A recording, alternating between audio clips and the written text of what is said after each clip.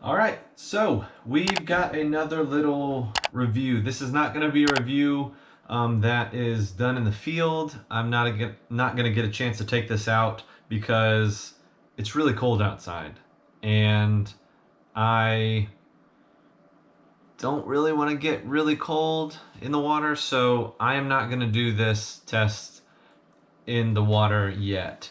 But we'll give you a little basic understanding of maybe the depth that it might get. But this is what we got. So we got the Ricomax, and it's their little pulse dive unit. So I was pretty excited. I contacted them because I saw it on Amazon, and they sent me out one to review and to kind of give my thoughts on the build quality, kind of how it works.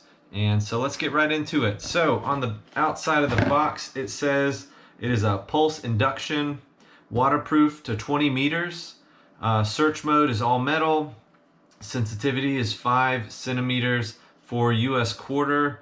It's automatic tuning, strong vibrating alarm, LED light for dark environment. So if you're in like kind of murky water, you'll be able to see that LED light on the coil itself.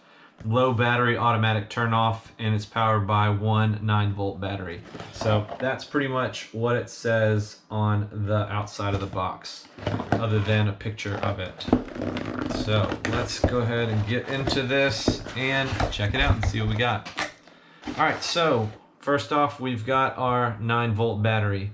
This, I would definitely carry a battery with you when you go into the field, because more than likely, these generally, the ones companies give you, will die relatively quickly. So always have a backup. We got our unit. What we got here? We got a little warranty, VIP service, and we've got our owner's manual. So this is kind of giving you a basic understanding. But I don't ever read the owner's manuals right off the bat. I usually just wing it. So let's get into it. It comes with this little bag. I guess this is a bag that you might be able to carry with you as you're going out somewhere to store it. I don't see it lasting very long, but it's a nice little thing to have when you're out there. So basically, here is your LED. That is what you're going to be able to look at and kind of give you an idea of, you know, when you have a target. We got a foam grip right here. We've got this little lanyard piece right here, so you can hook it to your wrist. It's velcroed on there. I would love to have had it actually a piece of the unit itself, but this velcro seems like it's pretty strong on there. And it doesn't look like it's going to fall off, because it does have a lip right here that would catch it if it was to fall off or try to fall off. So let's go ahead and stick the battery in here and see what we're working with. Looks like it's got a pretty good little O-ring right there. Might want to just lube that up with something so that water doesn't maybe seep through there as you get deeper.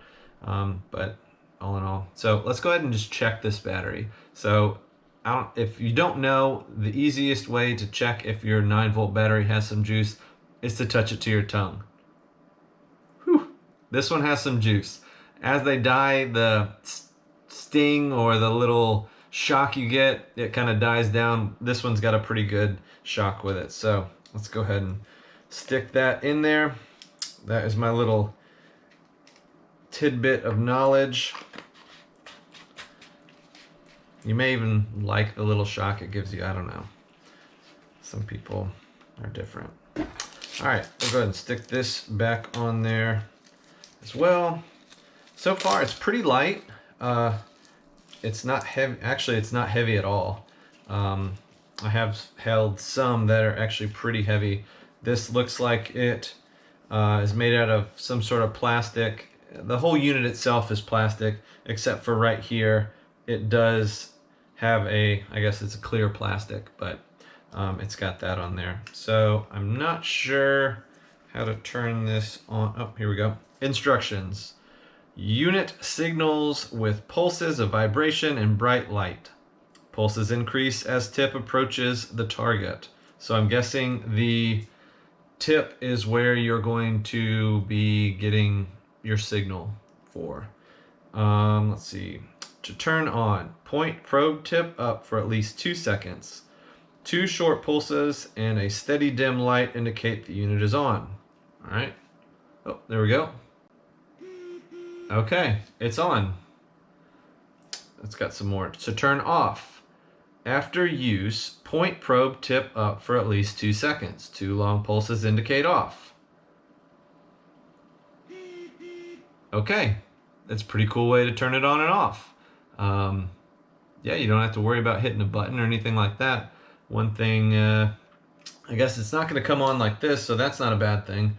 But if you're holding it up like this as you're swimming, it might be going on and off, so that might be a little bit annoying. But I think once you got used to it, you'd figure it out pretty quickly.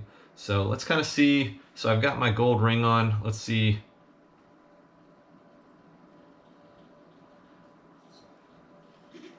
There we go. It's not really picking it up. Maybe let's take it off my finger. I don't know why that would do it, but okay. Oh, it turned off. All right, let's turn it back on. All right, let's hold it like this and see what we got. Okay, there we go. Maybe that's why it wasn't working, because it was in the process of turning on or off. So basically, you're looking at about that, maybe 3 inches, I'd say. Maybe 3 inches, which is about typical for these things. You're not going to get this and want to get targets. There we go. Turned off. Oh, no, let's turn it off. I kind of like that. So you're not going to really get this to dig deep targets. You're going to want a full-blown metal detector to do that. This is mainly for scanning the surface, something that is, you know, a swoop of your hand that's going to blow it off. That's what this is for. So if you're looking to dig deep targets, this is not what you're going to be wanting to get. This is for, like I said, stuff that's 2-3 inches under the sand, on rocks, covered up by some grass or some leaves or debris. This is what you're going to get for that. If you're wanting to dig deep targets, like I said, you're going to want to get something a lot different. But all in all, I mean, honestly, not being able to take it out into the field and test it out, my general, or my like initial feeling of it is it seems to be pretty good. It seems to be built. There's no wobbling to it. I'm assuming that this probably floats, so that's a good thing. It seems like the coil is got a pretty thick piece of plastic on it. I don't know if you can really tell. Here we go. It's going back on. It's got a pretty thick piece of plastic on it, so that's a good thing. You don't have to worry about like busting it, hopefully. The shaft itself seems pretty well built. There's no wiggling, anything like that. So all in all, I think it's a pretty good buy. I think it's $99.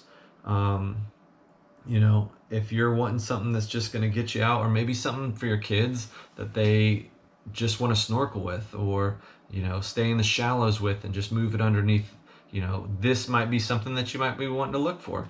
So all in all, I think it's a pretty good deal. Definitely check them out. And, you know, if you do get it, let me know your thoughts down in the comments below. And hopefully when it gets a little bit warmer, or I get enough courage to actually dive into the water, I'll get to test this thing out into the water and see kind of what we're working with. But I appreciate you guys watching. Thanks for the support. Ricomax is the company that makes this. Definitely an option. Definitely check them out. And we'll catch you on the next one. We're out.